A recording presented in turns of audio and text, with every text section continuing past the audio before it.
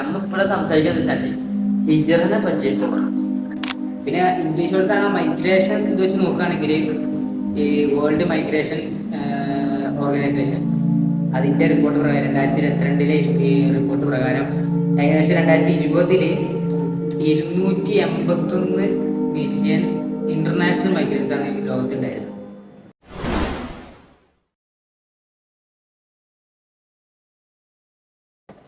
അസ്സലാമു വറഹ്മത്തുള്ളാഹി തആല വബറകാതുഹു.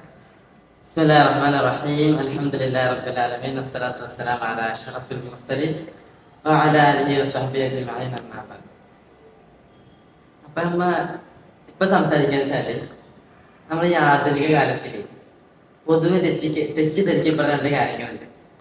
ഒന്ന് ജിഹാദും മറ്റൊന്ന് ഹിജർ. വെച്ചാല് ഈ ശത്രുക്കളെ വാളെടുത്ത് കശാപ്പ് ചെയ്യുക, അതിന് ഇപ്പത്തെ കുറെ ആൾക്കാർ ഈ ജിഹാദിനെ കണക്കൂട്ടുന്നത്. പക്ഷെ നമ്മളിപ്പോൾ ഇന്ത്യയിൽ ഇങ്ങനത്തെ ഒരു ജനാധിപത്യ രാജ്യത്ത് താമസിക്കുന്ന ആൾക്കാർ അത് തീരെ അനുഭവിച്ചല്ല. കാരണം അല്ലാഹു സുബ്ഹാനഹു വ തആല പറയുന്നത് ഈ പല്ലിന്റെ ഫലങ്ങൾ ഉണ്ടാക്കുക, അതായത് ആ ചിലപ്പോൾ ഇതിലേക്കും ഇല്ല തഹ്ലിക്കാന്ന് പറയണ്ടല്ലോ, വിപരീത ഫലങ്ങൾ ഉണ്ടാക്കുന്ന കാര്യങ്ങളൊക്കെ ഇങ്ങനെ സ്വയം മുന്നിട്ടിറങ്ങിയിട്ടുണ്ട്. അപ്പൊ ഇനിയിപ്പോ ഇതേപോലത്തെ ഒരു ജിഹാദിനെ പറയുന്നത്, അതായത് ശത്രുക്കളെ പേടിച്ചുകൊണ്ട് ഒരു സ്ഥലത്ത് നിന്ന് ഓടിപ്പോവാ, അല്ലെങ്കിൽ അവരെ ആക്രമിക്കാൻ വേണ്ടി ഹിജറ. അത് ഹിജറിനെ പറ്റി അങ്ങനെ തന്നെ തെറ്റിദ്ധരിക്കപ്പെടുന്ന കുറെ കാര്യങ്ങളുണ്ട്.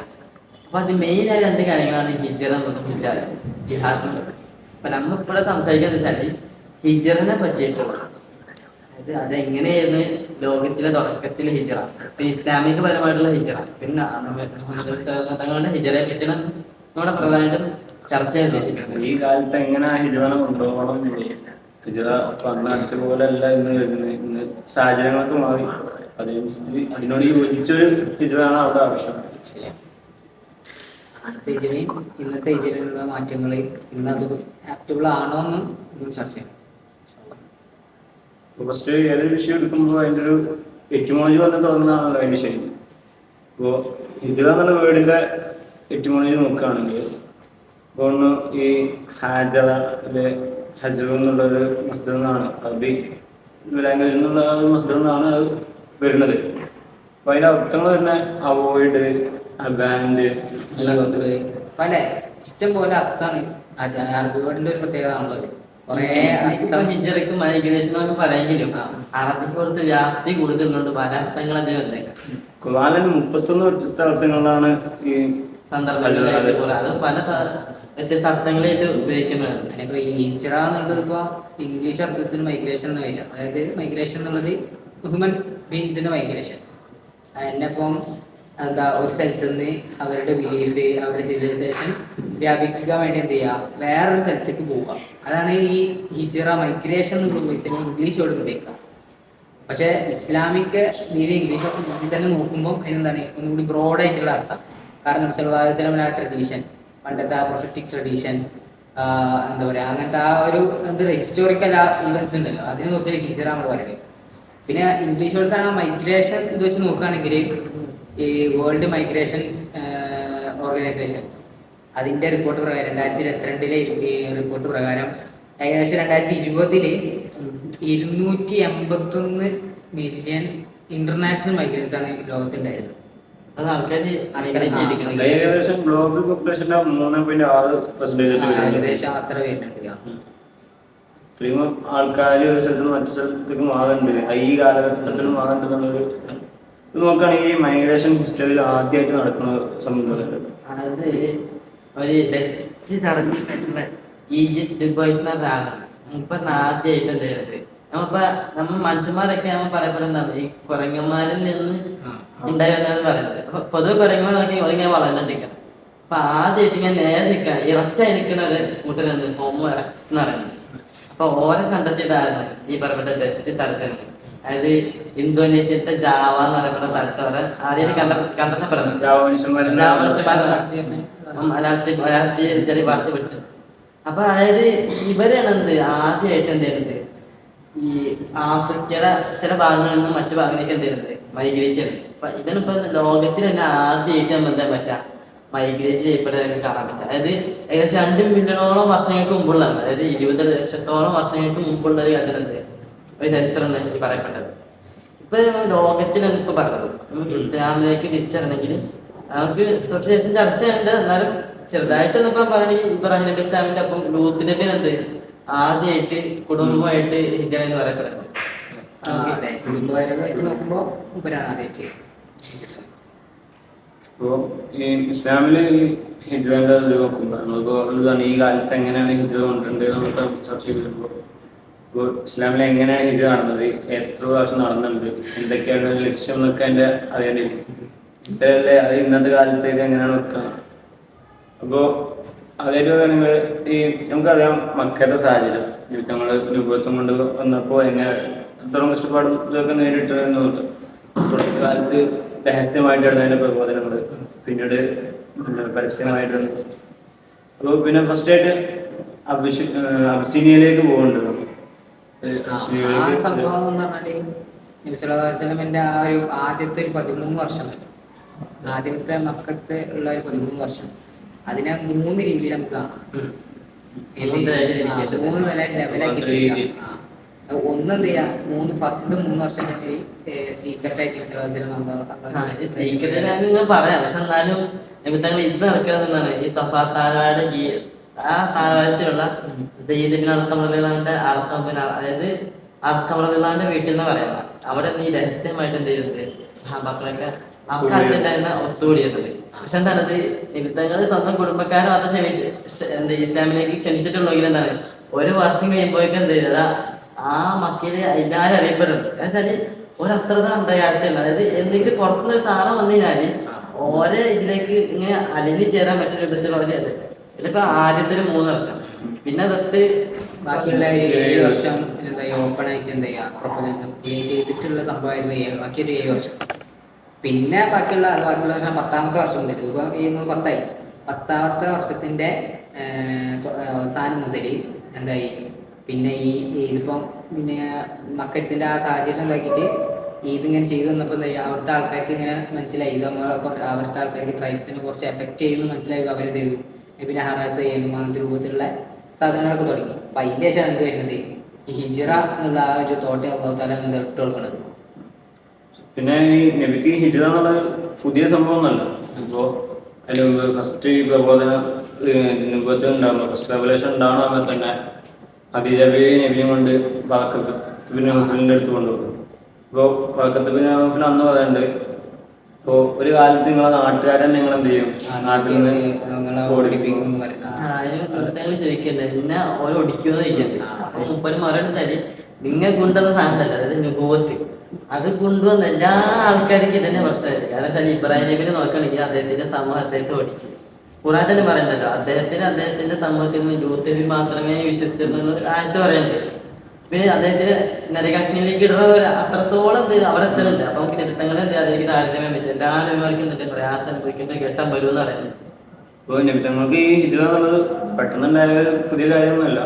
പിന്നെ നോക്കുകയാണെങ്കിൽ ഈ ഇസ്ലാമിൽ നടന്ന ഹിജ്റകൾ നോക്കുകയാണെങ്കിൽ അബ്സീനിയയിലേക്കും പിന്നെ യസ്രിബിലേക്കും മദീന നഗരത്തിലും 2 സ്ഥലത്തേക്കാണ് പോയത്.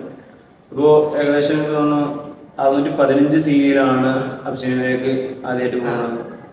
അപ്പോൾ അബ്സീനിയയിലേക്ക് പോകുമ്പോൾ അബ്സീനിയന്റെ ഒരു പശ്ചാത്തലം നോക്കുകയാണെങ്കിൽ അബ്സീനിയ എന്ന ക്രിസ്ത്യൻ വിശ്വാസികളാണ് അവിടെ കൂടുതലായിട്ടുണ്ടായത്. അതായത് ആ കാലത്ത് അങ്ങനെ ഈ ഇസ്ലാമിനെതിരെ കൂടുതൽ വന്നത് ജൂതന്മാരും പിന്നെ ഈ പൊളിറ്റിക്സ് ബിംബാരാധന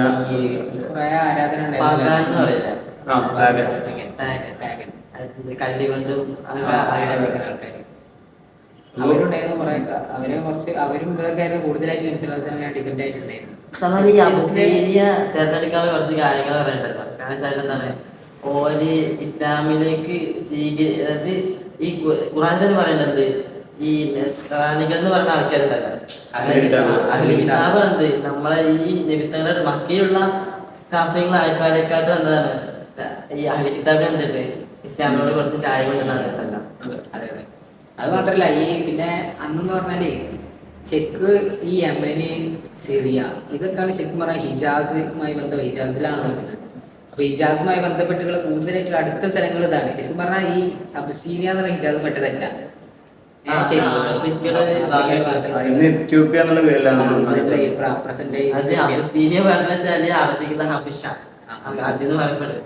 പതിറ്റാക്കാര്. ഈ സിറിയക്കും യമനിലേക്കൊക്കെ കൊണ്ടുപോകാൻ കാരണം യമനിൽ അന്ന് എന്താ നബിസ്വല്ലാസ്ലമിക്ക് എതിരായിട്ട് എന്താ എനിമിറ്റി ഭയങ്കര ശക്തമായ ഒരു സ്ഥലമായിരുന്നു യമൻ. ആ കാലഘട്ടം. ഈ കാലത്ത് പക്ഷേ യമനിക്ക് പിന്നെ കൂടുതലായിട്ട് പിന്നെ നമുക്കിപ്പോ കാണാം കൂടുതലായിട്ട് മുസ്ലിങ്ങളും കുറെ കാര്യങ്ങളൊക്കെ യമനിലാണ് വരുന്നത്. അന്ന് ഇത് എനിമിറ്റി കൂടുതലായിരുന്നു. അതുകൊണ്ട് എന്താ അവിടെ പറ്റൂല. പിന്നെ സിറിയ വെച്ച് നോക്കുകയാണെങ്കിൽ അന്നത്തെ സമയത്ത് എന്താണ് സിറിയക്ക് അന്നത്തെ മക്കന്റെ കണ്ടീഷൻ എല്ലാം വെച്ച് നോക്കുമ്പോൾ സിറിയക്ക് എത്തിച്ചില്ല എന്നുള്ളത് എന്താണ് ഭയങ്കര കുറച്ച് ഡിസ്റ്റൻസ് ഏറെയാണ് മക്കത്തുനിന്ന് സിറിയ. അബദ്ധീനക്ക് നോക്കുകയാണെങ്കിൽ ഒരു കടൽ മാർഗം യാത്ര ചെയ്ത തൊട്ടെടുത്താവുന്ന, കാരണം സൗദി അറേബ്യ ഇപ്പോ ഇതിൽ നോക്കുകയാണെങ്കിൽ ഈ അബ്സിനിയയില് പിന്നെ നിസ്താനങ്ങൾ വന്നു. അപ്പൊ അവരെ കൂടുതൽ ഇസ്ലാമിലേക്ക് കൊണ്ടുവരാൻ കൂടുതൽ സുഖമാണ്. കാരണം ഏകദേശം ആ ഒരു ബേസ് സെയിമാണ്. ഖുർആനിലും മാഇദ സൂറത്തിൽ 82-ാമത്തെ ആയത്തിലാണ് ഈ ഇതിനെ പറ്റി സൂചിപ്പിക്കുന്നത്. അത് രണ്ടും ഏകദേശം ഒരേ രീതിയിൽ സെയിമാണ്. രണ്ടും മോണോത്തീസാണ്. നമ്മള് മോണോത്തീസാണ് പറയുന്നത്. കാരണം നബിനെ കുറിച്ചും അവരുടെ കിതാബിൽ പറയുന്നത് അവര് പറയുന്നത് നബി സല്ലല്ലാഹു അലൈഹി വസല്ലം വരും, അങ്ങനെ കുറെ കാര്യങ്ങളൊക്കെ പറയുന്നില്ല. അപ്പൊ ഒരിക്കലും എന്താണ് നമ്മള് ഒരു അറ്റാച്ച്ഡ് ആണെന്നുള്ള ഒരു ഫീലിംഗ് എന്നുള്ള രൂപത്തിൽ ചെറിയൊക്കെ ഒരു രൂപത്തിൽ എന്തുണ്ടാവും ഒരു ഫെയ്ത്തിന്റെ വിശ്വാസത്തിൽ ആ ഒരു മേഖലയിൽ നോക്കുമ്പോൾ കുറെയൊക്കെ സെയിമാണ് നമ്മള്. ഇതൊക്കെ കൺസിഡർ ചെയ്തിട്ടാണ് അബ്സിനിയയിലേക്ക് തിരഞ്ഞെടുക്കുന്നത്. പിന്നെ ഫസ്റ്റ് ടീമായിട്ട് ഉസ്മാനും പിന്നെ അവരെ കുറച്ചടുത്ത് നേരത്തെ പറഞ്ഞ കാര്യമില്ലേ ഷാജി കുടുംബപരമായിട്ട് സ്മർദ്ദാൻ പറയുന്നത്. തൊട്ട് ശേഷം അത് ചെറിയ ഗ്രൂപ്പായിട്ട് ആദ്യം സ്മർദ്ദാനും പിന്നെ ജാഫർഖാന്റെ കീഴില് അദ്ദേഹത്തിന്റെ പിന്നെ അടച്ച് ജറ്റാശയായിട്ട് കണ്ടുപിടിക്കുന്ന ഒരേ സന്ദർഭങ്ങളുണ്ടാവും. അതൊക്കെ വളരെ പ്രസിദ്ധമായ സംഭവമാണ് ജാഫർഖാന്റെ ഇവിടെ നോക്കുകയാണെങ്കിൽ അവിടെ നസ്രാനത്തിന് മുമ്പ് ഇവർ ആ സംസാരത്തിന്റെ ശേഷം കൂടി ഒന്നുകൂടി ഇവർക്ക് എന്ത് കൂടുതൽ സപ്പോർട്ട് കിട്ടും. അവർക്ക് ഒരു ഇസ്ലാമിക് ഭരണകൂടം നിലനിൽക്കുന്നത് പോലെ അവിടെ എന്ത് ചെയ്യുക ഈ ആചാരങ്ങളും അനുഷ്ഠാനങ്ങളൊക്കെ ചെയ്യാനുള്ള അനുമതി കിട്ടി. അത് ഫുള്ളി ഫ്രീ ആയിട്ട് ആ രീതിയിലാണ് അവിടെ അബ്സിനിയയിലാണ് കഴിഞ്ഞത്. പക്ഷെ ഈ അബ്സിനിയയിൽ ഇങ്ങനെ പ്രശ്നം വന്നപ്പോൾ പിന്നെ ഈ സമയത്ത് ഒരു സംഭവം കൂടി നടക്കുന്നുണ്ട്. മക്കയിലാണ് ബാക്കിയുള്ളത്. ഏകദേശം 100-ന്റെ അടുത്ത് മുസ്ലിങ്ങളെ എന്തുള്ളത് അബ്സിനിയയിൽ പോയിട്ടുള്ളത്. അപ്പോൾ ഈ മക്കയിൽ ആ സമയത്ത് എന്ത് ചെയ്യുന്നുണ്ട് ഔസ് ഗോത്രം മദീനയിൽ നിന്ന് 2 ഗോത്രങ്ങൾ വരുന്നു. അപ്പോൾ ഇവര് നബിനോട് ഫസ്റ്റ് അക്കബയിൽ വെച്ചിട്ട് ഫസ്റ്റ് ഉടമ്പടിയിൽ ഒരു മുസ്ലിങ്ങളാവണതും പിന്നെ നബിക്ക് വേണ്ട കാര്യങ്ങളും അത് അവിടുത്തെ ആൾക്കാർ മുസ്ലിങ്ങളാക്കാൻ വേണ്ടി തിരിച്ചു പോകണമൊക്കെ ഉണ്ട്. മുന്നൊരുക്കം നടത്തണ്ടേ? കാരണം പോലത്തെ ആൾക്കാരെ അതിന് തുടങ്ങിയ ശരീരങ്ങൾ എന്താണ് ഒരു ഇപ്പൊ അവസ്ഥയിൽ നിൽക്കണം. അവിടെ എല്ലാവരും പറഞ്ഞേക്കാൻ പറ്റില്ല. യുദ്ധങ്ങൾ എന്താണ് ഹിജറക്കുള്ള സ്ഥലം അന്വേഷിച്ചു ഈ ത്വായിഫിയാത്തൊക്കെ അതിലൊരു കാര്യമായിരുന്നു. പക്ഷെ അവിടെ അവിടുത്തെ ആൾക്കാരുടെ സ്വഭാവം അത്ര നല്ലതായിരുന്നു. പിന്നെയാണ് എന്ത് മറ്റേ യസ്രീബിനെ പ്രത്യേകം കിട്ടുന്നത്. പക്ഷെ അവിടെ എല്ലാം ഒത്തുചേർന്നൊരു സന്ദർഭമാണ്. അങ്ങനെ ഒന്നാമത്തെ നടക്കുന്നത്, പിന്നെ രണ്ടാമത്തെ നടക്കുന്നത്. പിന്നെ ഈ ഹൗസ് നല്ല ടേംസിൽ എല്ലാവരും പോയി. അപ്പൊ അതും കൂടി ഒന്ന് കണക്കത്തിലാക്കാനാണ് പിന്നെ സ്വഹാബിനെ പിന്നെ ഈ കാര്യങ്ങളാന്ന് തോന്നുന്നത് പഠിപ്പിക്കാൻ വേണ്ടിയിട്ട് അപ്പൊ അങ്ങനെ അവിടെ പോയി അങ്ങനെ ഒരു ഇസ്ലാമിക് മറ്റൊരു ബേസ് അവിടെ ക്രിയേറ്റ് ചെയ്തിട്ടാണ് പിന്നെ ഇസ്ലാമിലേക്കുള്ള ഹിജറ നടക്കുന്നത്. ഹിജറ നടത്താൻ തന്നെ ഇവര് എനിക്ക് തോന്നുന്ന ഒരു ആയത്തിറങ്ങി ഞങ്ങൾ ഒരു സ്വപ്നം കാണുന്ന ഇത് പറയുന്നത് അത് നിങ്ങൾക്കുള്ള മൈഗ്രേഷനുള്ള സ്ഥലം ഞാൻ കണ്ടു. അത് അങ്ങനെ ഈ ആയുധ പർവ്വതവും ഓർമ്മ പർവ്വതം തോന്നുന്നു. ഇതിന്റെ പരിധി അപ്പൊ അതിനെന്തെങ്കിലും സ്വപ്നത്തിൽ കണ്ടെന്ന് പറയുന്നത് രണ്ട് പാറകൾക്കിടയിലുള്ള സ്ഥലത്ത് ഇങ്ങനെ മൈഗ്രേറ്റ് ചെയ്യുന്നതിന്റെ ആ സ്വപ്നം കാണുന്നൊക്കെ പറഞ്ഞു. അതിന് ശേഷം പെട്ടെന്ന് തന്നെ എന്ത് ചെയ്യുന്നുണ്ട് മദീനയിലേക്കുള്ള ചരിത്രമൊക്കെ എല്ലാവർക്കും അറിയാം. അപ്പൊ അങ്ങനെയെല്ലാം ഇത്രയും ഗ്രൗണ്ട് വർക്ക് ചെയ്തിട്ടാണ് ആ ഹിജറ നടത്തുന്നത്. ആ പോക്ക് നമുക്ക് കാരണം അബൂബക്കറിനാണ് ആ മൃഗേറിനേറ്റിക്കണ്ടോ ഒരാടിമനെ. പിന്നെ അബൂബക്കറിനാണല്ലേ മഹദി ഭക്ഷണം കൊണ്ടുവരുന്നത്. പിന്നെ അദ്ദേഹത്തിന്റെ മകൻ ആ കാലത്ത്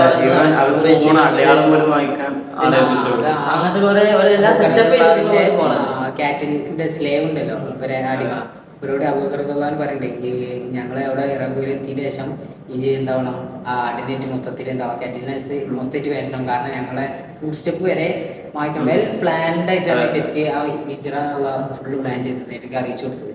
അത്രക്കും അതിൻ്റെ കാര്യങ്ങളൊന്നും ശ്രദ്ധിക്കണമെങ്കിൽ ബാക്കിയുള്ള കാര്യങ്ങൾ പിന്നെ പറയണ്ടല്ലോ, അത്രക്കും ഭയങ്കര ഇന്റൻസീവ് ആയിട്ടുള്ള കാര്യങ്ങളായിരുന്നു മൊത്തം ഹിജ്റ എന്നുള്ളതായിരുന്നു. പക്ഷെ ഈ ഹിജ്റനെ പൊതുവെ ഇങ്ങനെ മറ്റുള്ളവർ വായിക്കപ്പെടുന്നത് ഇത് എന്താണ് നിമിത്തങ്ങളെ കൊല്ലാൻ വന്നപ്പോൾ അവിടുന്ന് പെട്ടെന്ന് ഓടിച്ചതാണ് എന്നുള്ള രീതിയിൽ പറയും. അപ്പൊ ഇതെന്ന് മനസ്സിലാണ് അത് അങ്ങനത്തെ ഒരു സേഫ്റ്റി ഉദ്ദേശിച്ചിട്ടല്ല. അങ്ങനെയാണെങ്കിൽ ഇപ്പോൾ നബിക്കും മറ്റേ സിദ്ദീഖിനൊക്കെ സപ്പോർട്ട് നൽകുന്നത്, അത് ഷെൽട്ടർ നൽകാൻ ഏൽപ്പിച്ച അത്യാവശ്യം ആൾക്കാരുണ്ടായിരുന്നു.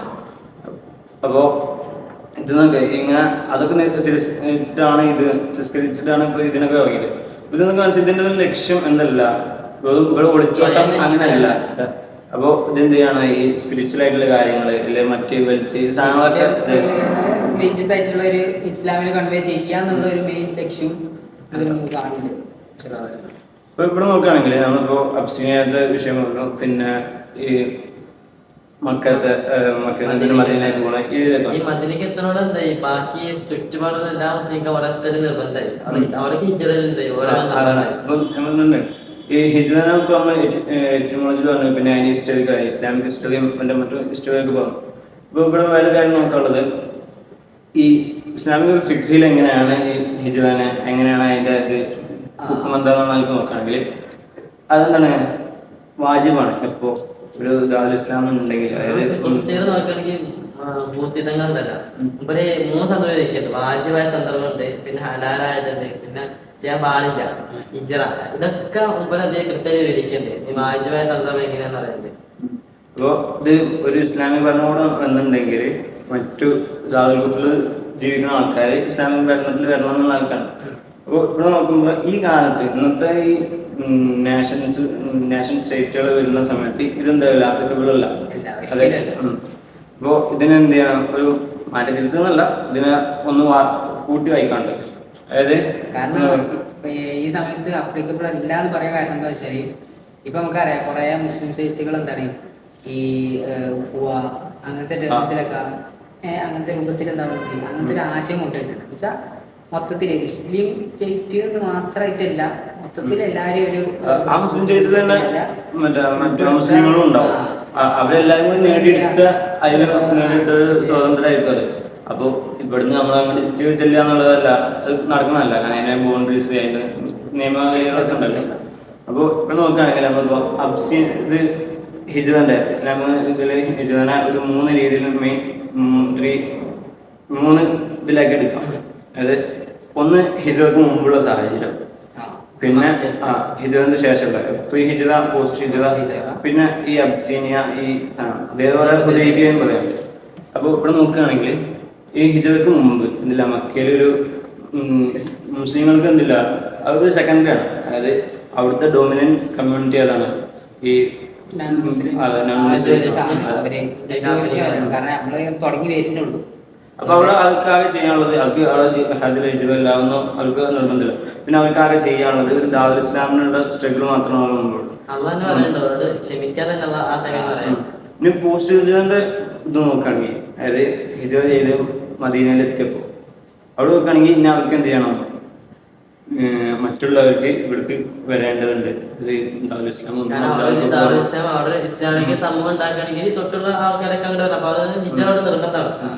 പിന്നെ ഇതിൻ്റെ ഇടയിൽ നടന്ന അബ്സീനിയന്റെ ഇത് നോക്കുകയാണെങ്കിൽ അബ്സീനിയ ഇപ്പോൾ അവിടെ നോൺ ബിലീവേഴ്സ് ആണ്, മുസ്ലിങ്ങളാണ് അവിടെ ഉള്ളത്.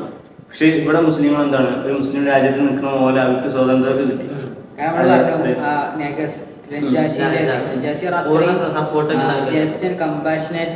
ഒരു റൂളറായിരുന്നു. അതുകൊണ്ട് തന്നെ എന്താണ് മുമ്പ് ശേഷം മുസ്ലിം ആയല്ലോ.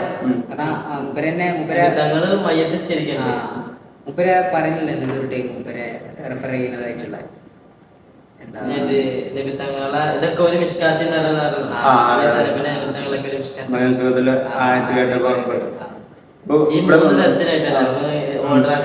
പിന്നെ ഈ അബ്സിനന്റ് അതേപോലെ തന്നെ വെക്കാൻ പറ്റുന്ന ഹുദൈബിയ സന്ധി. ഹുദൈബിയ സന്ധി ആണെന്നപ്പോൾ അതൊരു അഗ്രിമെന്റ് ആണ്. അപ്പോൾ ആ അഗ്രിമെന്റിന് വന്നപ്പോൾ ഈ മക്കയിലുള്ള മുസ്ലിങ്ങൾ എന്ത് ചെയ്ത് അവിടുന്ന് ജിഹാദിന് ഹിജ്റക്ക് വന്ന് പോകാതെ അവിടെ നിന്ന് അവർക്ക് വേണ്ട പ്രാക്ടീസ് ഐ മീൻ ആചാരങ്ങൾ അനുഷ്ഠിച്ചു. അപ്പോൾ ഈ മോഡൽ നോക്കുകയാണെങ്കിൽ ഈ ഇന്നത്തെ നമുക്ക് പ്രാക്ടിക്കൽ ആവുന്ന സാധനം ഇതാണ്. അതായത് നമ്മളൊക്കെ ഉള്ളത് ഇപ്പോൾ ഇന്ത്യയിൽ നമ്മൾ നിൽക്കുന്നുണ്ട് ഒരു കോൺസ്റ്റിറ്റ്യൂഷൻ ഇല്ലെ ഒരു അഗ്രിമെന്റ് രീതിയിൽ വെക്കുകയാണെങ്കിൽ അത് തരുന്ന സേഫ്റ്റിയിലാണ് നമ്മൾ ഇവിടെ നിൽക്കുന്നത്. അപ്പോൾ നമ്മളെന്താണ് ഈ ഒന്നെങ്കിൽ ഹുദൈബിയയിൽ നിൽക്കുന്ന പോലെ അല്ലെങ്കിൽ അബ്സീനിയയിൽ പോയ അപ്പോൾ ഞാൻ ബിലീവേഴ്സിന്റെ സ്ഥലമായിരുന്നു. പക്ഷെ എന്താണ് അവർക്ക് മുസ്ലിങ്ങളൊക്കെ പോലെ പറയണ്ടല്ലോ എല്ലാവർക്കും അവരുടെ മതത്തിന് അതിനനുസരിച്ച് പോകേണ്ട അവകാശങ്ങളുണ്ട്. റിലീജിയസ് പ്രാക്ടീസസ് എന്നുള്ള ഒരു ഇതിന്റെ ഇടയിലാണ് നമ്മൾ നിൽക്കുന്നത്. അപ്പൊ അന്നത്തെ ഒരു ട്രീറ്റ് രൂപത്തിൽ എന്ത് ചെയ്യാം, ചെയ്യാൻ പറ്റുന്ന രൂപത്തിലുണ്ട്. ഹാരിദ് മസൂദ് അപ്പടിന്റെ ഹാരിദ് മസൂദ് എന്ന് പറഞ്ഞാല് ഇപ്പൊ മൂപ്പരുടെ സ്ഥാനത്ത് ഈ ദാവുൽ അമാനെ അല്ലെ ദാവുൽ അഹദ് ഇല്ലെ ദാവുൽ ദഅവ ഇതിലേക്കാണ് ഈ സംഭവത്തെ പോലെ ഇപ്പത്തെ ആ ഒരു ഇത് മാറ്റിക്കാണ്ട് പണ്ടത്തെ ദാറുസലാം ദാറുൽ കുഫർ മാറ്റിക്കാണ്ട് എന്ത് ചെയ്യാം ഇവര് ഇപ്പത്തെ കാലത്തിനോട് വെച്ചിട്ട് ദാറുൽ എന്നുള്ള രൂപത്തിൽ കൊണ്ടുവന്നു. കാരണം നമ്മൾ നോക്കുകയാണെങ്കിൽ ഇപ്പൊ മുസ്ലിങ്ങളുടെ എത്ര നമ്മൾ ഓൾറെഡി പറഞ്ഞു 17 മില്യൺ മുസ്ലിങ്ങൾ ഓൾറെഡി വെസ്റ്റിൽ ഇല്ല മറ്റും നോൺ ബിലീവേഴ്സ് സ്റ്റേറ്റിലായിട്ടുണ്ട്. അപ്പൊ ഇവർക്കൊക്കെ ഈ അത് ദാറുൽ കുഫറിലാണ് നിൽക്കുന്നത്. ഇനി അത് ദാറുൽ ഇസ്ലാമിലേക്ക് വരാമെന്ന് പറഞ്ഞാൽ ഇസ്ലാമിൽ ഒരു ദാറുൽ ഇസ്ലാം ഉണ്ടാക്കി. പക്ഷെ ഇപ്പൊ ഈ ലോകത്ത് എത്ര മുസ്ലിങ്ങളുണ്ട്? ഒരു 170 അതേ ആൾക്കാരുണ്ട്. ഓരൊക്കെ അങ്ങോട്ട് വരാൻ സബ്ജക്ട് ഉണ്ടാക്കാൻ പറ്റില്ല. അത്രയും പ്രയാസം. ഇത് എങ്ങോട്ട് അങ്ങനെ വരാൻ സ്ഥലം വേണ്ടേ? അങ്ങനെ ദാറുൽ ഇസ്ലാം അപ്പോ ഇങ്ങനത്തെ സമയത്ത് നമുക്ക് ഈ ദാറുൽ ഇസ്ലാം ദാറുൽ കുഫർ എന്നുള്ള ഈ നോഷൻ വെച്ചിട്ട് എന്ത് ചെയ്യില്ല, ഇത് നിൽക്കാൻ കഴിയില്ല. പക്ഷെ എന്നാലും ചില ആൾക്കാർ ഇപ്പോഴും പാകിസ്ഥാനൊക്കെ അങ്ങനെ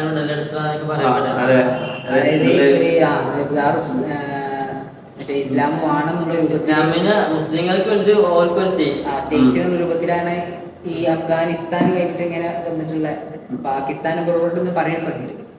അപ്പൊ പക്ഷെ ചില ആൾക്കാർ നമ്മൾ ഇപ്പോഴും പറയുന്നത് ക്ലർജി രൂപത്തിൽ കുറച്ച് ആൾക്കാർ പറയുന്നത് ദാറുൽ ഇസ്ലാം ഇപ്പൊ ഈ വെസ്റ്റിലൊക്കെ വെസ്റ്റിലൊക്കെ ജോലിക്ക് പോകുന്ന ആൾക്കാരുണ്ടല്ലോ, ദൂരത്തോ അല്ലെങ്കിൽ വിദേശത്തോ പോകുന്ന ആൾക്കാരെന്താണ് അവർക്ക് ദാറുൽ കുഫറിലാണ് രൂപത്തിൽ എന്നുള്ള പഠനങ്ങളൊക്കെ നബിത്തങ്ങളുടെ കാലത്തുള്ളത് ഈ കാലത്ത് വരുമ്പോൾ ഇത്രയും പോപ്പുലേഷൻ അധികരിച്ചിരിക്കുന്നു. അതിനെ കുറിച്ച് മാറ്റ വ്യത്യാസം അല്ല, അതിനുള്ള സാധനങ്ങൾ നമുക്ക് ഇവിടെ അത്